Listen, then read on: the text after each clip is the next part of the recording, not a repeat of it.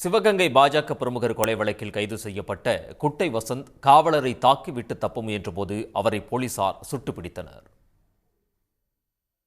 சிவகங்கை அருகே உள்ள வேளாங்குளம் கிராமத்தைச் சேர்ந்த பாஜக நிர்வாகி செல்வகுமார் கடந்த 27ஆம் தேதி மர்ம கும்பலால் வெட்டி கொல்லப்பட்டார். இதில் தொடர்புடையவர்களை தனிப்படை போலீசார் தீவிரமாக தேடி வந்த நிலையில் முக்கிய குற்றவாளியாக கருதப்பட்ட குட்டை வசந்த் என்ற வசந்தகுமார் கைது செய்யப்பட்டுள்ளார். கொலைக்கு பயன்படுத்திய ஆயுதங்களை பறிமுதல் செய்ய புதுப்பட்டி கண்மாய் கரைக்கு குட்டை வசந்தை போலீசார் அழைத்துச் சென்றபோது அங்கு பதுக்கி வைத்திருந்த அரிவாளால் காவல் சார்பு ஆய்வாளர் பிரதாப்பை குட்டை வசந்த் வெட்டிவிட்டு தப்ப முயற்சித்துள்ளார்.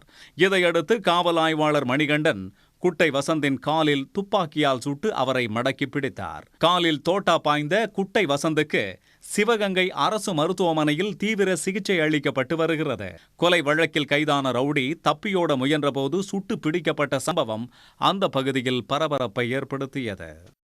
உடனுக்குடன் செய்திகளை தெரிந்து கொள்ள சன் நியூஸ் பெல் ஐகானை கிளிக் பண்ணுங்க.